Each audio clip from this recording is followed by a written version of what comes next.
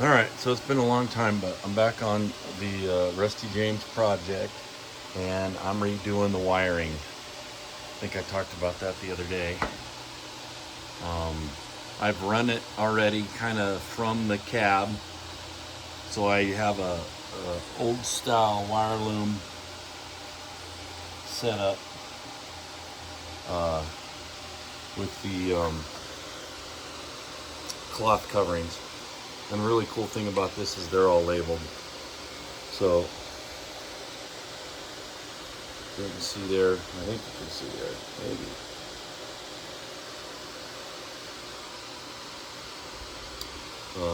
Yeah.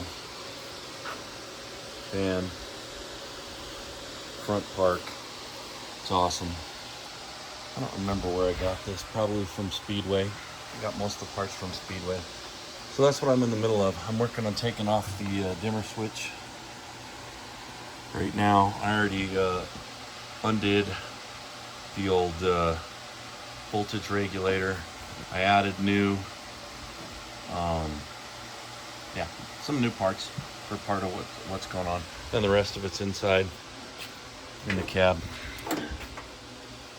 under the dash. A good chunk of this just won't be used because it's got radio and power for radio and power for a bunch of stuff, but I've got to add in a